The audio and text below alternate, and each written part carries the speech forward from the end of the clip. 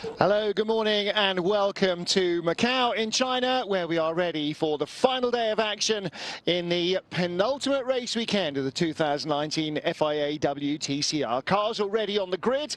It is 8 in the morning and we are ready for race 1 of today, race 2 of the weekend. So yesterday's first race won by Ivan Muller from pole position. Is that a good omen? Not for Ivan, but for our pole sitter Jan Erlacher, yes, but no. Because unfortunately he's got a championship rival in his own team alongside him. So of one thing we can be certain, Jan Erlacher will not win this race.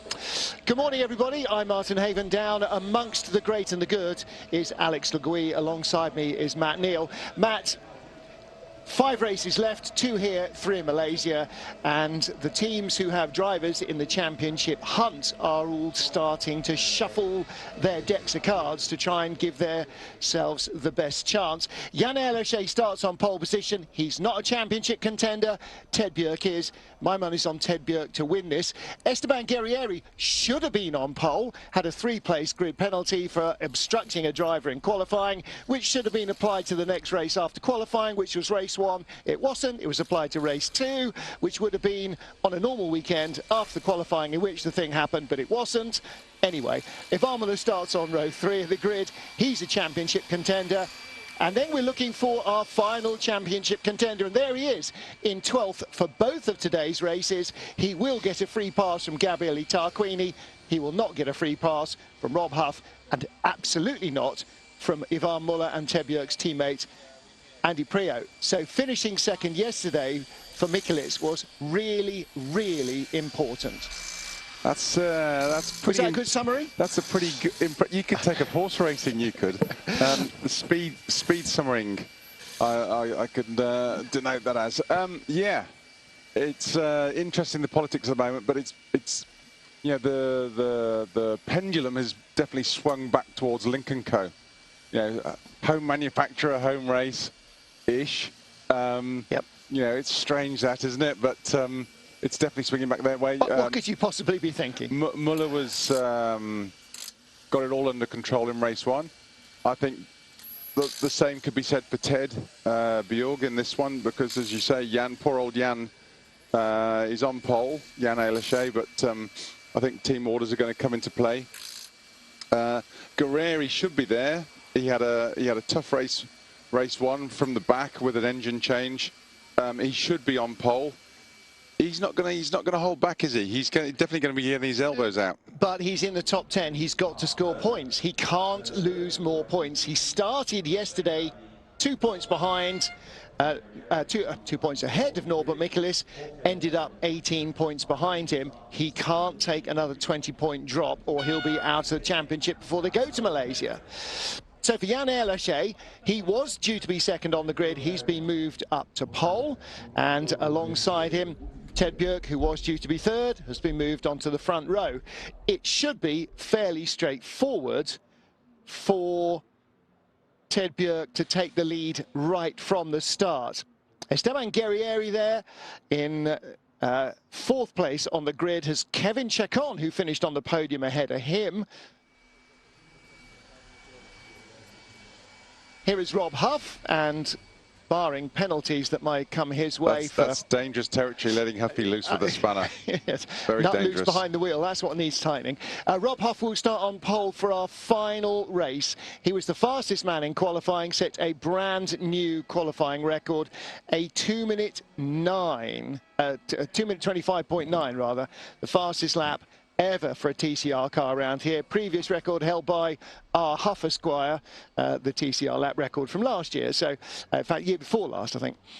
So Huffy will be starting the final race on pole. So the only job for him in this race is don't let the car get wrecked. Now, obviously, he doesn't want to stack it, but most importantly, he's 10th on the grid, with another 16 idiots behind him and 9 idiots in front of him, or 8 in front and 1 beside. So he's got to keep the car in one piece. He's going for win number 10 in Macau in race 3, and he could not have earned himself a better way of doing it than starting on pole. But starting in 10th place in the middle of a championship battle is never going to be easy. Andy Priaulx, very nearly took pole position away from him, ended up in second place after what he said was probably as good a lap as he's going to get around here. But the great news for him is that he is not in the teens or the 20s, think back to where they were at Slovakia Ring, but second fastest car in individual qualifying. So he's in a really good position with the car.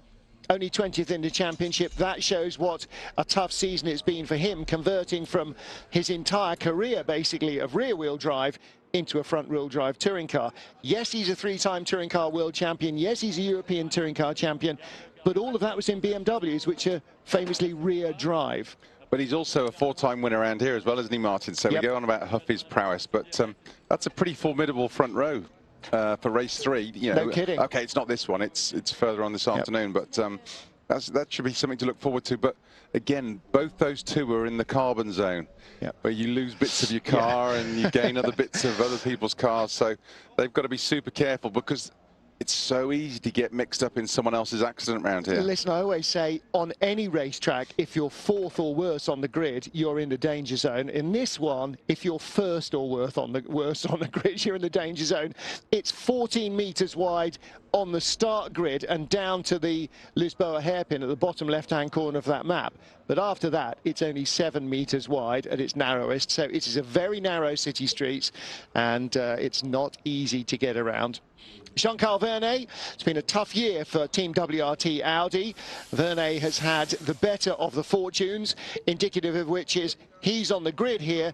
Gordon Shedden's car too badly wrecked by what looked like a moderately innocuous crash in qualifying to be able to continue, and possibly even to be able to continue the season through to Malaysia at the beginning of December, but that is yet to be decided. Nicky Katzberg struggling with tonsillitis. And Matt, as you know, when you're a driver, you can't do what I would do, which is go to Boots, other chemists are available, and just neck whatever is, in fact, everything that's available if you're feeling that rotten. Because of doping controls in sport, you have to make really, really sure you're not putting any illegal stimulants in, lots of which are in normal over-the-counter remedies. And that's when you're buying over a legitimate counter in Europe, what they can probably buy out here. I mean, the rule of thumb is anything you can buy over the counter which is non-drowsy is illegal. Yeah, because it has amphetamines and whatever else in. Pseudoephedrine, etc., etc., etc.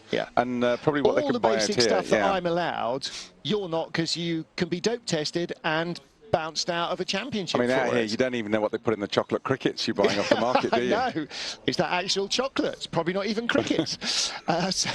Gabriele Tarquini, the reigning TCR champion for at least another month. And now his job will be to try and help teammate Norbert Mikulits. Johan Chris, oh, well, where did he put that down? Honestly, you give a Swedish multiple world champion a glove and he just leaves it all over the place. He doesn't look like a two-time world rallycross champion. He looks more like a school teacher, doesn't he? He does, but a school teacher with very pointy elbows who drives sideways very well. Steely determination. Yeah, and that's been evident here as well in his racing in the Golfs. You know, you don't accidentally win races at this level. And he's been one of our 13 different winners this season. Now, if Ted Björk wasn't on the front row and Esteban Guerrieri wasn't close either, we might have a 14th different winner, because Jan Erlache hasn't won a race and nor has Kevin Chacon. Unfortunately, because Ted Björk is on the front row, I don't think we'd get a 14th different winner. I think Björk's going to win this, and it would be amazing if something happened for him not to. You don't know, Martin. I know you don't know. The toughest thing is getting, I've always said, is getting one of these things off the line. You know, and you've got, I mean, it's a great, we've got some real good flashpoints, potential flashpoints on the grid. You know, you've got Guerrieri in 4th, Muller in 5th. We all know Ivan Muller, if he gets a sniff at a championship, he rolls his sleeves up, and he doesn't mind who he falls out with, who he gets on with. He's there to get the job done. Absolutely. Well, listen, he's already got 25 points for yesterday, which pushed him back up ahead of Ted Björk into 3rd in the championship. He's now only 36 behind points leader Norbert Mikulits. He starts here in 5th position on this grid, so let's say he doesn't advance. That's 11 points. 6th position on the next grid, that's another 10 points. That's 21 points. By not advancing another spot, plus the 25, that's a 46-point weekend. plus points for qualifying, because did he finish in 5th? No, didn't he? He didn't get through into Q2, into Q3 in the second qualifying, but he got 5 points for qualifying. So that's, what am I talking about? 20, 30, 46 plus 5, 51 points. If he just finishes these 2 races where he starts with no further increments, that's a more than 50-point weekend. That is a huge weekend for Ivan. So Ivan Muller starting on row 3 of the grid, and in front of him are 2 championship rivals, the 2 closest championship rivals, because points leader Norbert Michelis is back in 12th. This man, Esteban Guerrieri, is 18 points behind Michelis, 18 points ahead of Muller. Starting 3rd instead of pole. A win here might have been possible. The Honda's not been on the pace all weekend for various different reasons, but it just hasn't. He pulled out, having started at the back of the grid for race 1 yesterday, pulled into the pits, made some suspension adjustments, went back out. What they were doing was trying to let the tyre temperature go away and change the setup of the car a little to try and replicate the cooler temperatures of today, to give him a feel for what the car might be like on the opening couple of laps in this race. Now, the grid penalty has dropped him back 3 places from pole, so he starts 4th. He's got 3 cars ahead of him. The only thing that Guerrieri can't afford is to end today with more zeros. He must take points. 4th is better than nothing. 4th is better than trying to get 3rd and crashing out. So Kevin Chacon, if he starts well from 3rd, he's got the inside line at the end of this long, fast run down to Lisboa. He needs to make sure that he's I think this boy's a real loose cannon on deck for a lot of the establishment. The combination of Kevin Chacon and the Alpha, he was really on the pace in race 1. Yep. Finished, he got out of the car and you could see he was absolutely wired. He was up for it and he was just buzzing, and I think it's like he'd been plugged into the battery for the whole race. He's got nothing to lose. He hasn't won a race this year. You know, his teammate has. And that's key, isn't it? Because he was on the podium when they crossed the line in Suzuka and had that taken away because of all the confusion with Thiago Monteiro going into the pits at the end of the safety car final lap and all of that. So he felt cheated there. He's got a podium here that sort of came his way because 2 Lincoln Co's dropped back, first Air Lachey and then Prio.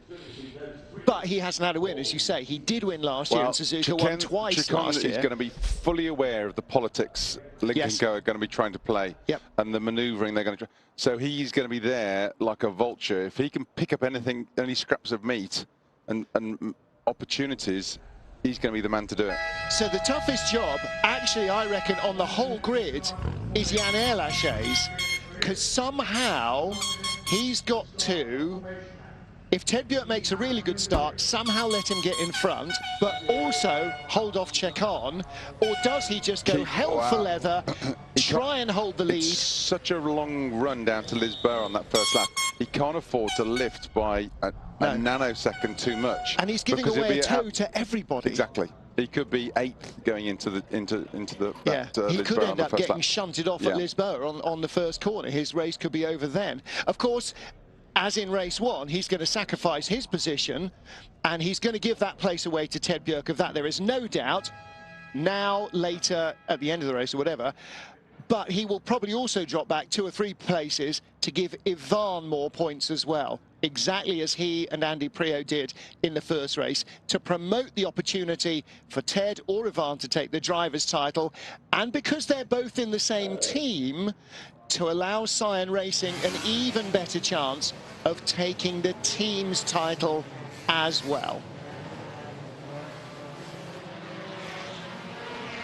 Our race director, Mirek Bartos, waves the checkered flag, and the grid heads away here in Macau. Jan Air Lachey starts on pole for Cyan Racing, Lincoln Co.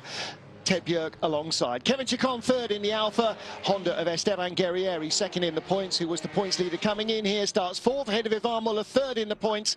And alongside him is Johan Kristoffersen's Golf. Then Nicky Katzberg, Jean-Carl Vernet, Andy Prio and Rob Huff. Gabriele Tarquini, points leader Norbert Mikulits, Nils Langerfeldt in the Audi and Tom Coronel in the Cupra. Luca Engsler, Attila Tashi, Nestor Girolami and Frederick Vervish. And I'm looking on my screen to see whether Mikel Ascona, I think he has. Oh no, that was Robert Dahlgren I saw coming through. Dahlgren starting in 20th and Ascona in 22nd. There he is, yes, so he made it out of the underground car park just in time. There was a real question mark over whether Mikel Ascona was going to make it through. He is on the grid, a long way back in 22nd, but he's starting at least ahead of Aurelian Panis, ahead of Martin Qua, Benny Leuchter, Chaga Montero, and the one wild card who has made it through, which is Benny Lowe. There is no Gordon Shedden, there is no Jim Carto, because both their cars were wrecked. So we had 32 cars go into qualifying and 26 of them came out the other end for various different reasons, some related to damage, some related to the 105% rule, which cut some of our wild cards from the field. On board with Norbert Mikulits. Critical here, Matt, with no tyre warmers. The drivers aren't just trundling around to the grid. They have got to work really hard to get working temperature into tyres that are pretty much stone cold.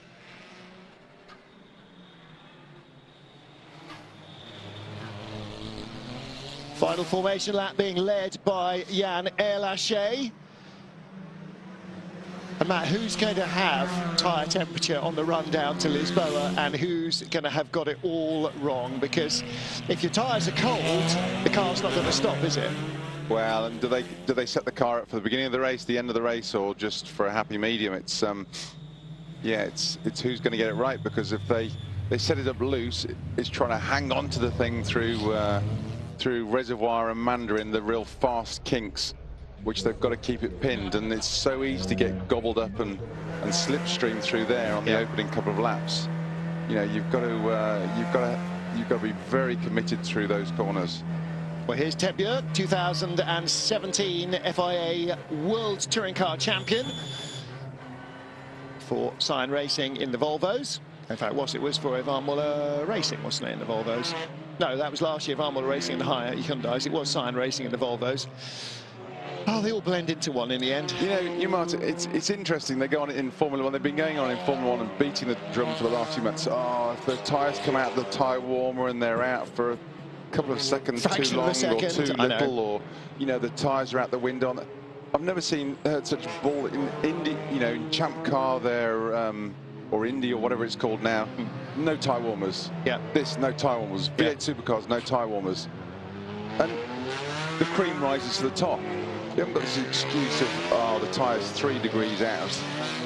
It's just, I think it's another great excuse for drivers and engineers to use. I think so, and it's not even 3 degrees, is it? It's like 0.3 degrees. But then, you know, they start to talk about who's got a fuel metering penalty, and they said, yes, it was probably worth a millionth of a second a lap. Okay. Yeah. Yeah. One thing Formula One is not short of, two things Formula One is not short of. One is money, and the other is BS. Okay, we are ready to stop the BS here in Macau.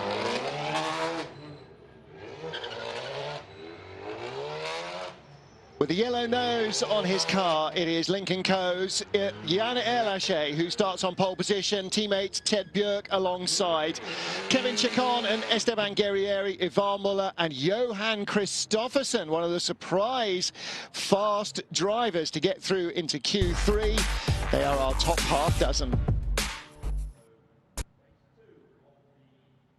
26 cars on the grid, the green flag waves. We are ready for 8 laps of action. Race 2 here in Macau. Revs rise, clutches at biting point. Long hold this morning and away they go. Good start from the front row. Good start from Jan Erlaché. Very slow from Kevin Chacon. And Björk thought twice about trying to go around Erlaché. Guerrieri in the black Honda. Oh, and straight by him has gone Andy Pritt. No, that's Yvan Muller. Muller's up to third. Now that's real trouble for Ted Björk because Muller might want to win this one. Guerrieri in fourth, battling with Chacon. He gets his nose in front as they sweep right through the super high-speed Mandarin Oriental. And Muller's having a look down the inside of Björk already. This could all turn to tears. Björk shuts the door very firmly.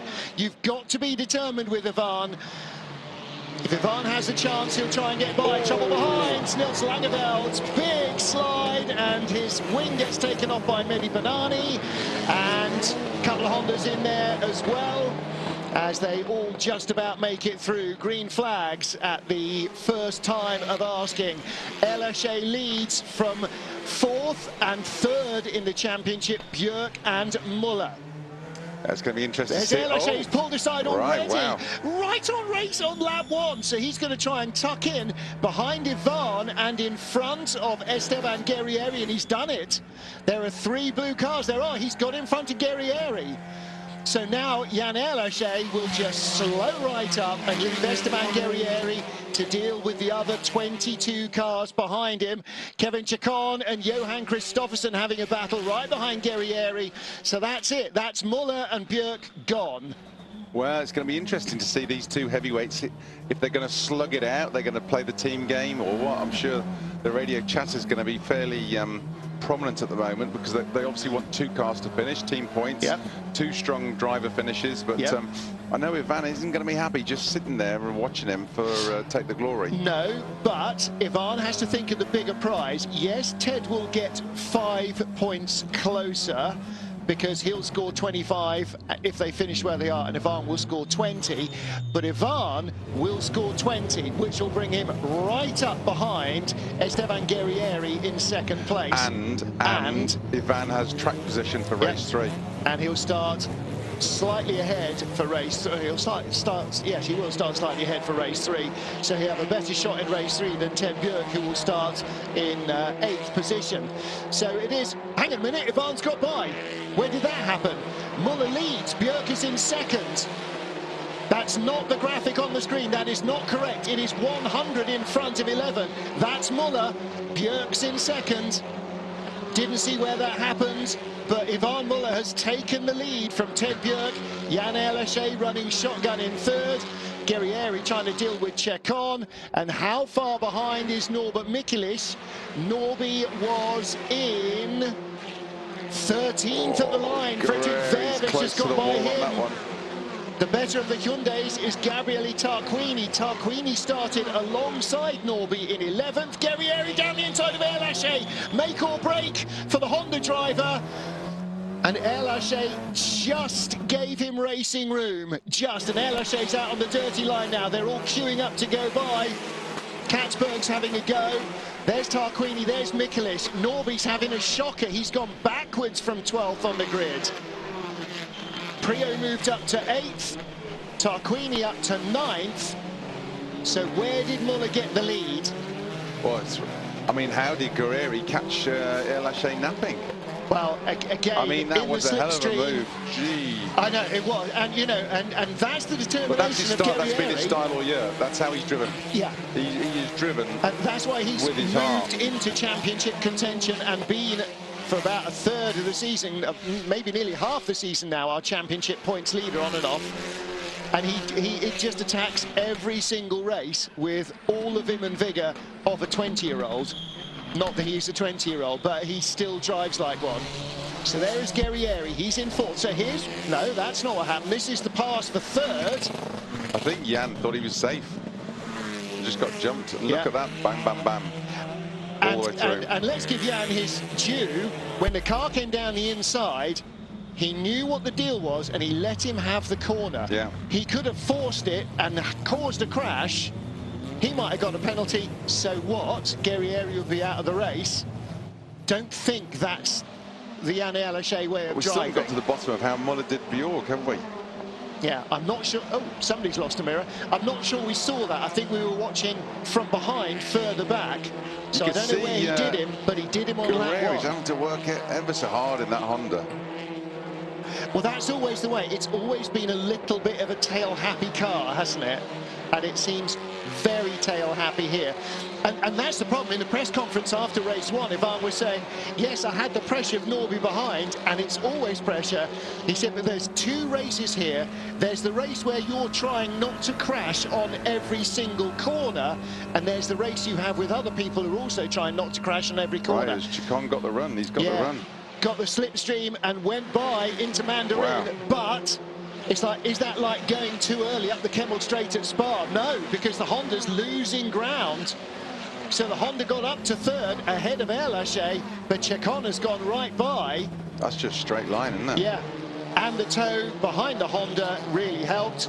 The problem now is Christopherson's there, and the Golf's a bit more of a blunt object than the Alfa. The Alfa's very slippery, and because it's got a smaller engine, it's also running more power, more boost. So that's helped him at the end of the rev range. You'd have to say there's got to be a problem there, because the Honda's a good, you know, the shape of the FK8 Honda, it's a good slippy car, the engine's strong. But it has not been quick all weekend. Well, that can be grunt, can't it? Yeah. That could be whether the BOP, the balance of performance, or... Guerrieri's in 4th. The next Honda is Thiago Monteiro in 19th. So, I mean, he really is out on his own. Not because of pace, because the others didn't get good qualifying laps, but he's got no one to help him. It's him or no one. Ivan Muller leads from Ted Bjerk. 3rd and 4th in the championship. Kevin Chacon is in 3rd. Esteban Guerrieri is in 4th there. The black and white and red Honda. Right behind him, double World Rallycross champion Johan Christophersen, already a race winner this season in the Sebastian Loeb Racing Golf. Behind him, just a couple of beats behind, that is the first of the Hyundais. That's Nicky Katzberg. And Tarquini has already sacrificed himself and dropped back 5 places to go behind Norbert Michelis and push Norby up to 12th place effectively. So the team game is being played very strongly here. Nicky Katzberg, in the end, if he can't make any progress, or even if he could, is going to end up dropping back to give another place to that man, Norbert Michelis. Well, at the moment, from his starting place, Michelitz has made up 0 places. Wait, no, hang on. Norby's gone past Huff. So we didn't see that either, but Norby was behind Huffy. He's now gone by Rob He's up Huff. to 11th now, which is, yeah. So he's got 2 places on the last lap. One because Gabrielli dropped back, and one because he looked to make a move on Rob Huff. What's Rob Huff got to do? Keep his car in one piece. Let Norby go. Huff wants to win number 10. He wants to win race 3. Down the inside, Christophersen. Not into Mandarin. There's no room to be offline there. And look, as a result, Christophersen had a big lift on the throttle, and straight by goes Nicky Katzberg. Now, that's experience in Macau. If he'd been here before and raced before... Yeah, he moved to the inside, closed the approach angle, and that was it. If you're offline, you're going to hit the wall hard. He had to get out of the throttle in a big way. And Nicky Katzberg didn't have to do anything other than not get out of the throttle. He suddenly had 10 or 15 kilometers an hour to spare. Shot right by Johan Christophersen. You cannot go too what? You can, but it's just a hell of an accident on the outside. Yeah, I've got to feel sorry for Guerrieri. He's done the hard work. He's made his way up there, elbowed his way through, and he hasn't got the performance in the car at the minute he needs. Well, he's just going to have to struggle on and survive. Don't forget, 2 race weekends ago when they're in Ningbo in China, he had a shocking time. All the bad luck came his way. Then he turned it around again, retook the championship lead last time out at Suzuka, Honda Land, Honda's home circuit. A big weekend for the Hondas there. But here they are struggling again. Not really sure why. Neither team's got a really good handle on the layout here in Macau this year. It's just not working for them. So Guerrieri, he's had an engine change, which is why right at the back for race 1. So the engine should hopefully be as strong as it can be, but he does seem to be struggling in a straight line. He's still in 4th, Kevin Chacon is in third in the Alpha. Guerrieri in fourth behind Ivan Muller and Ted Bjerg. Looking back at Rob Huff, that's the Melco hairpin. It's not the Dipper, is it, at Mount Panorama, but it's as close as we get to anywhere else. The road drops away as they come around the hairpin. It's a pretty iconic place there, isn't it? Yeah. Pretty iconic shot. Well, there's the two leaders. Kevin Chacon, they're not shaking him off. Chacon has just set the fastest race lap of all last time round, 2:32.0. Leaders are doing 2:36, 2:32.6, 2:32.8. So Chacon comes across the line, and now Katzberg in fourth to set the fastest lap. In fifth place, rather. So Katzberg hoving up behind Esteban Guerrieri. And what does it matter if Katzberg gets by Guerrieri?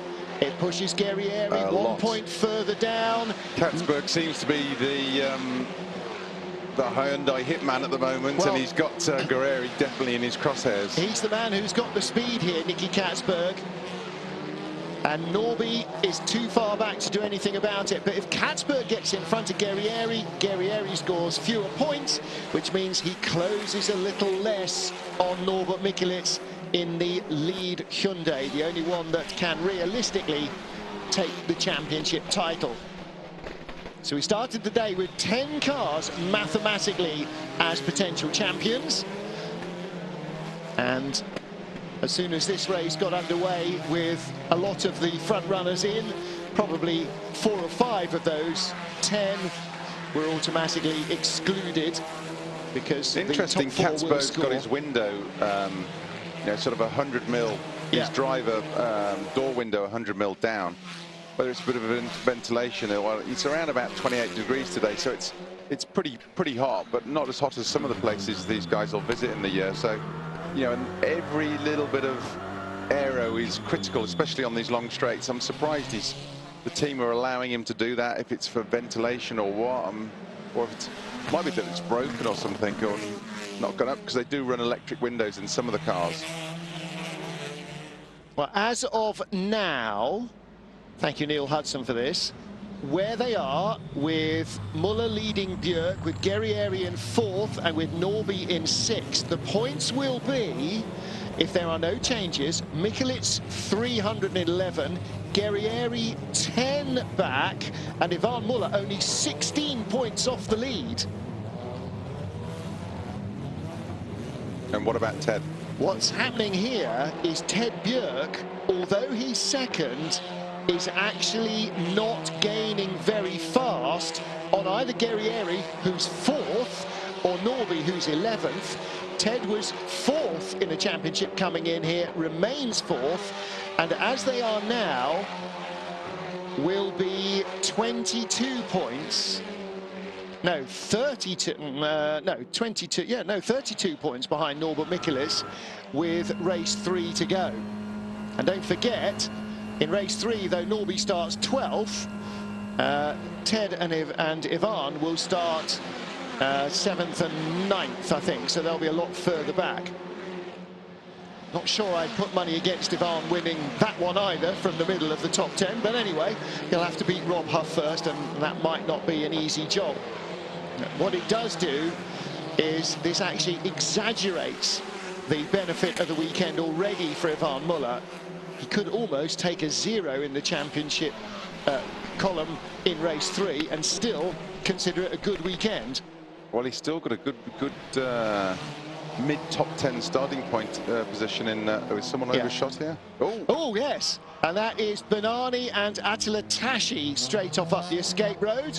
And they were... Well, Tashi was 18th, Bernani was 20th.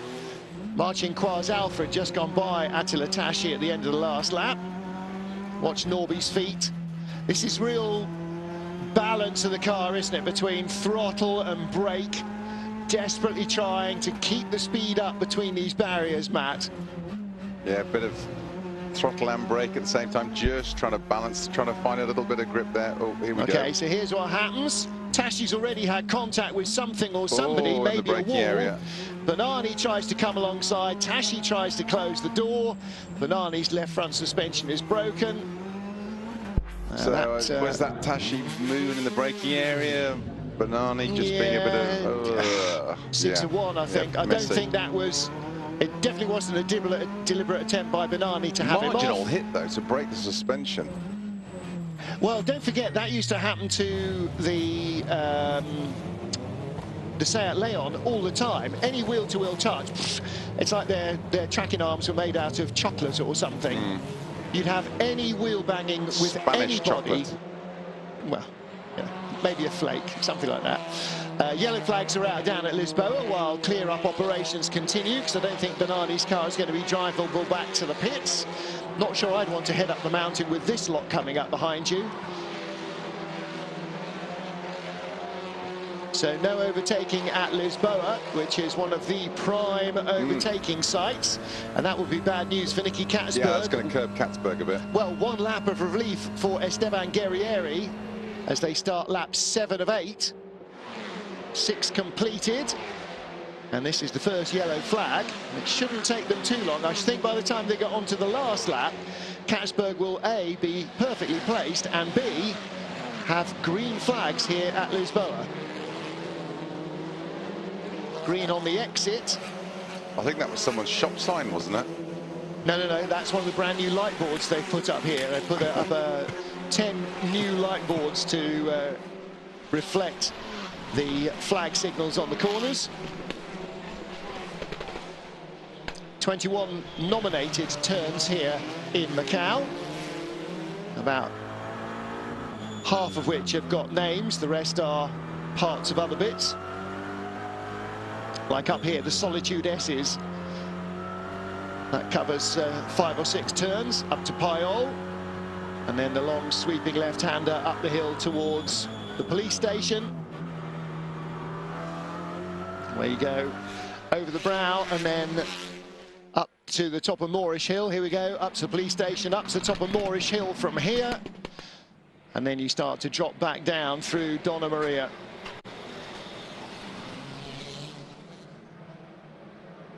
Ivan Muller leads, penultimate lap, race 2 in Macau. Ted Björk close behind him. Björk started on the front row with Jan Erlaché on pole. Erlaché about here on the opening lap, pulled to one side and let Björk go through. But before the end of the lap, Muller, who had come up from 5th on the grid to 3rd, had moved up to 2nd and somehow jumped Ted Björk for the lead of the race. And Ivan Muller has been in front ever since. Kevin Chacon then shortly got by Esteban Guerrieri's Honda for 3rd place. And Guerrieri's been fighting a rearguard action against the speedy Hyundai of Nicky Catsburg. They're about to start the final lap here. And Matt, the yellow flags are still out at Macau, at Lisboa. The prime overtaking position at the end of the long, fast, modern bit of the track. And that huge slide from Guerrieri. We said the Honda was very loose at the back. That gives a lot of hope to Nicky Catsburg that Guerrieri's going to give it away. I mean, that could give it to Catsburg to get the job done before they even get to Lisboa. You could see every time we see in-car with Guerrieri, though, he's having to work so hard. All he's got to do is... Catsburg jinks to the outside and just breathes off the throttle rather than try and go. That's like the old days going too wide through Eau I'll tell you what, Rouge. Guerrieri is committed through there. He has to be. There is no other driver as committed as he is through there. He has to. It really looks a handful, the Honda, doesn't it? More now than it often does. Oh, and a big squeal of brakes behind. Who was that? That was Erlaché and Prio with Verbisch and Verne behind. So not sure what happened there. Now we're with the 2nd TV truck for the cameras up the mountains, and looking back from Esteban Guerrieri's Honda to Nicky Catsburg. Right now, it's a 2nd podium. Oh, Catsburg's made a move. No, he hasn't. No, I think it's Catsburg dropping back. That's Catsburg dropping back to give it the place to Norbert Mikulits on the final lap. Yes, he's had one last stab to try and take points away from Guerrieri. Can't do it, so he's let Kristoffersson go by. He'll let Erlaché and Prio go by, because they don't matter in the championship overall consideration either. He will try and stay out of the way until Norbert Mikulits has gone by and gift Norby points for 10th position. Yeah, he's had the phone call. Well, he knew it was always coming. It's better if he can take points away from Guerrieri, but if he can't, and he can't, then give more point and another point or two. What's the difference between 11th, 5 points, 10th, 6 points? Okay, it's 1 point. Might Or win is the that championship. Christopherson pulling over? No. Don't think so. That's Jean-Carl Vernet in front. Sorry, We're with Norby. So has he already gone by? Let's have a look. There's Elache and Prio. There's Vernet. There's Norby. And 2 Hondas behind, the second of which is Katzberg. So Tarquini, he's dropped behind Tarquini and Norby. So Katzberg is now down to 12th. Tarquini up to 11th. Norby to 10th. Checkered flag awaits though. Ivan Muller, our race 1 winner, said after race 1, when I retired, I never thought I'd be racing here again. It was nice to come back with the team last year, and here it is. It's 2 wins in Macau already for Ivan Muller, and we've only had 2 races, and he's only started 1 of those from pole position. And he closes right in on the championship front runners. Esteban Guerrieri finishes in 4th, Ted Björk in 2nd, and Norbert Michelis is elevated by his teammates to 10th position. A 2nd podium of the weekend as well for Team Mulsanne and the Alfa Romeo of Kevin Chacon. Can he and Muller make it 3 out of 3? That's going to be a little harder from the back end of the top 10, but a double win plus 5 points in the first qualifying. This is already a 55-point weekend for Ivan Muller. That's massive, and there's still 1 race to go. Proper result that is for Muller. Proper result. And he will start race 3 in 6th position. If he doesn't progress at all, that's a further 10 points. That's a 65-point score potentially out of an absolute maximum of 85 in a weekend.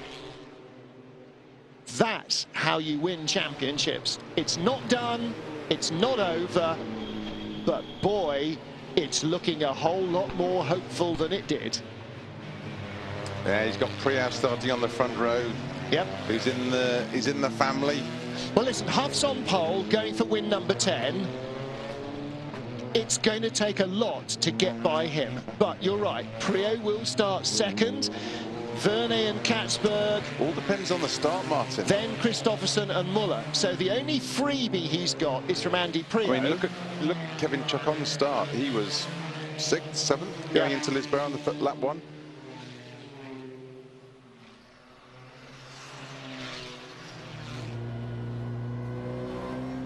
It is a damage limitation this exercise. boy earned his wages today, though. He's earned his wages so far today. Yeah.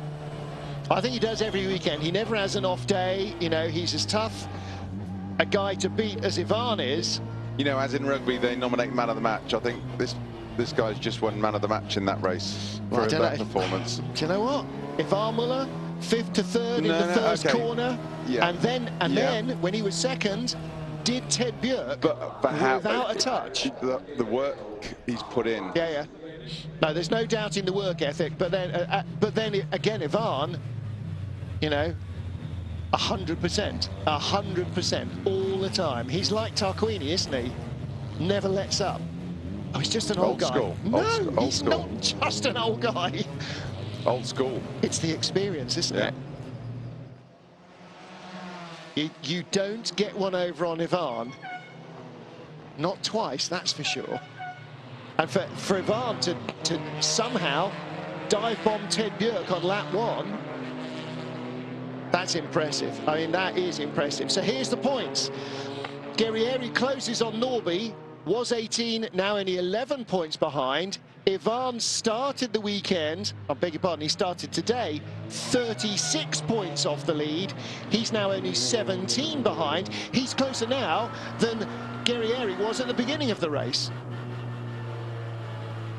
He was 36 points behind at the beginning of the race, 18 behind Guerrieri. He's now 6 behind Guerrieri and only 17 off the lead.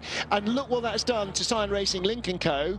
They were a handful of points ahead of Munich Motorsport and then BRC Hyundai, and they're now leaping away because they've got a first place in race 1 and a both 1-2 BRC, in race 2. Hyundai's and Norby Michelitz are starting outside the top 10 again in race 3. And that's why Nicky Katzberg dropped behind Gabrielli for the team's points, because Gabrielli and Norby's team are the team that are in second place.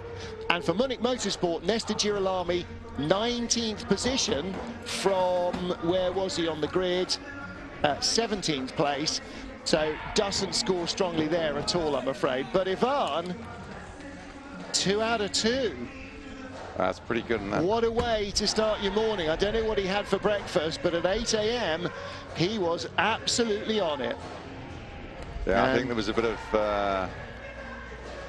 Well, Ivan's probably a lot more relaxed with Ted now because he's back in front of him and pulling away. No, I think there's a bit of team orders going on there as well. No, I don't think so. I don't think the team would order Ted to let Ivan have the lead. I wouldn't expect Ted to make a mistake like that. No. If he got I don't, Ted wouldn't make a mistake. I'm not like sure that. Ted made a mistake. No, I don't think he did. I just think Ivan got it. We didn't see it. Ted is too close to the top 3. Too close to the top 3 to just sacrifice him totally and say it's Ivan or nothing. The other thing is, you know, all right, it doesn't matter where they finish, the team get the same points. There's Ronnie Hartfeld looking very happy. Yeah, Ronnie, yeah. Was Ronnie just saying well done for giving the place to Ivan? Did he give the place to Ivan? If so, that's more premature than BMW insisting halfway through the season years ago that Augusto Farfus was the only one that could win the championship, just then to watch him crash and bin lots of points all over the place. There's 1 round to go after this, Martin. This morning there were 5 races. Yes. That's so 75 points plus qualifying. That's 85 points next weekend. When Muller will have grid position in the next race. There was 85 points next weekend and 50 points here this morning. He will have grid position on Michelitz, Guerrieri and Ted in the next race. You can't do that with 135 points left to be won. You can't do that. He does it again. 4th season win, 2nd weekend win. Ivan Muller, amazing start and very nicely done. Yeah, fantastic start here. The start is very crucial. I knew if I want to have a chance to win, I have to pass Guerrieri and Checon, which I could manage it. And then, of course, Jan and Ted helped me big time. Congratulations, very nice.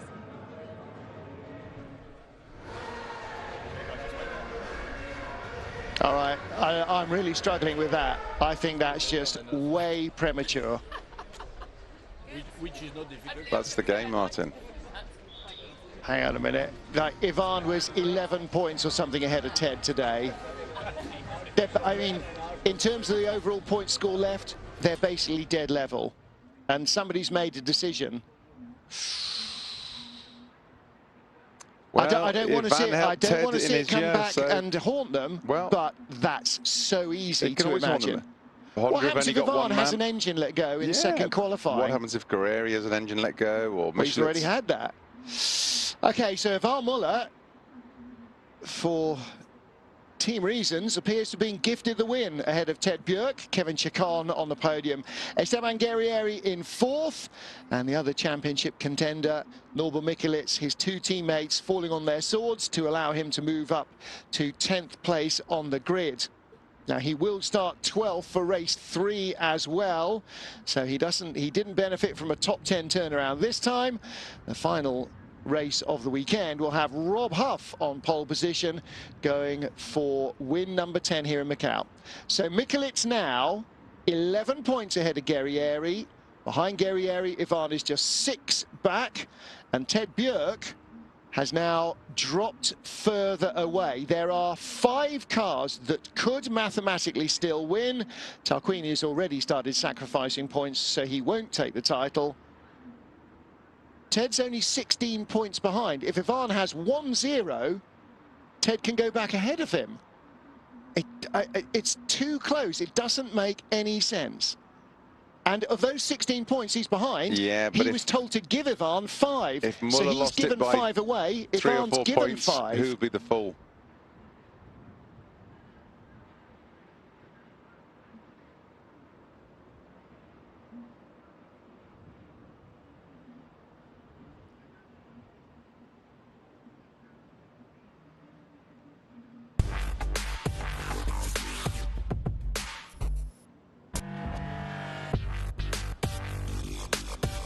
Race 2 on the streets of Macau. First call on Sunday morning. Bright and early, Jan Erlache heading off from pole position ahead of teammate Ted Bjerg. Ivan Muller moving up from 5th on the grid to 3rd by the first corner with great alacrity. Erlache leading Bjerg and Muller with Esteban Guerrieri right behind. Trouble almost taking out Norbert Mikulec, but he escaped. Partway round the first lap, Jan Erlache pulling over to allow Ivan Muller and Ted Bjerg to go through.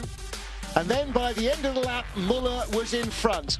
Guerrieri put in a strong move on Erlache to go up to 3rd, but in turn was slipstreamed by Kevin Chacon, the Alpha going by the Honda for the final podium spot, leaving Guerrieri to fight all comers behind. Chief among whom, Johan Kristoffersen nearly got by, but then a mistake on the run through Mandarin sealed the deal. Further back, Tashi and Bonani making contact, both out of the race before the end. And Luca Engstler and Aurelian Panis also retired. But for Ivan Muller, winner from pole on Saturday in race 1, it was a 2nd consecutive win of the weekend. Victory ahead of Ted Bjerg. Apparently the team suggesting Bjerg move aside. They're putting all their eggs now, it seems, in one basket.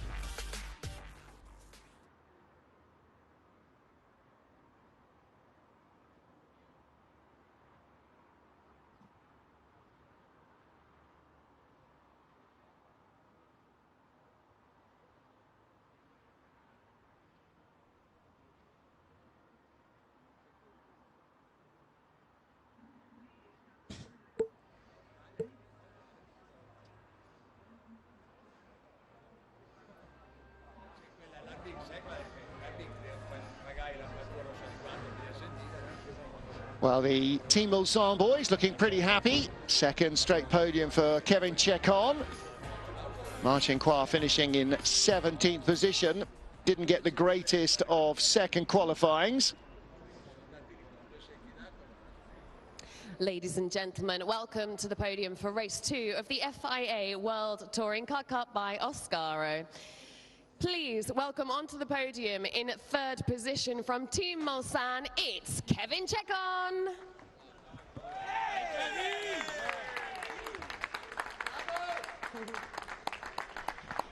In 2nd position from Cyan Racing Lincoln Co, it's Ted Bjerg.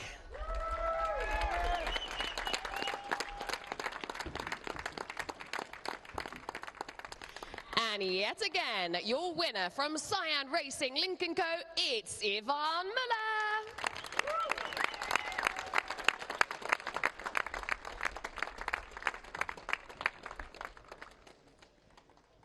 And representing Cyan Racing Lincoln Co is Johan JJ Servian.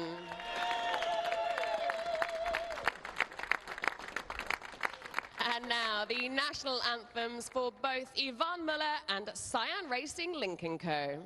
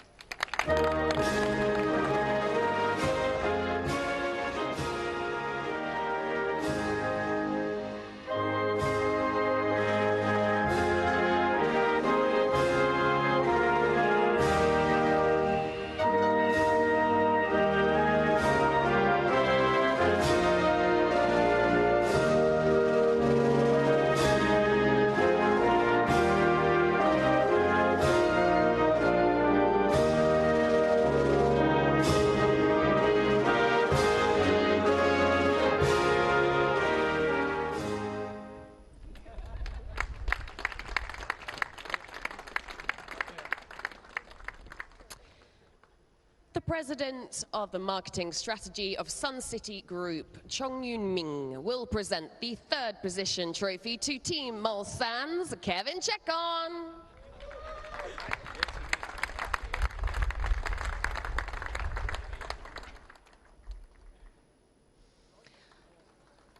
Chong Yun Min will also very kindly present the second position trophy to Cyan Racing Lincoln Co.'s Ted Björk.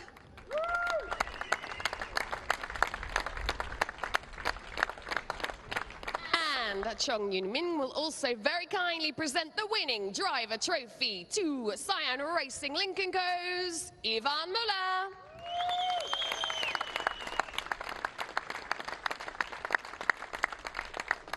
And finally, Chong Yun Ming will also present the winning team trophy to Cyan Racing Lincoln Co.'s Johan JJ Servian.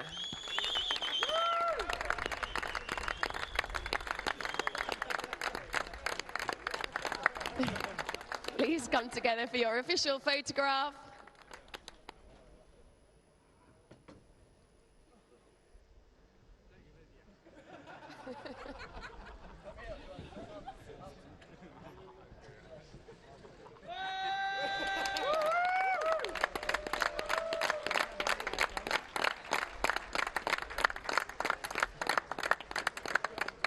And one, just the drivers and Johan.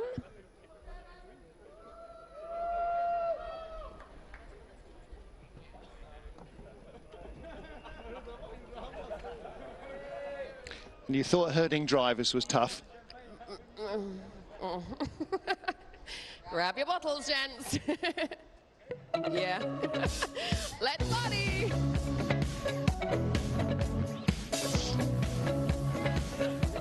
Slightly muted celebrations from Ted Björk. Ivan Muller seems reasonably happy. Kevin Chekon, like a could who's just discovered where all the sweeties are hidden for a second day in a row.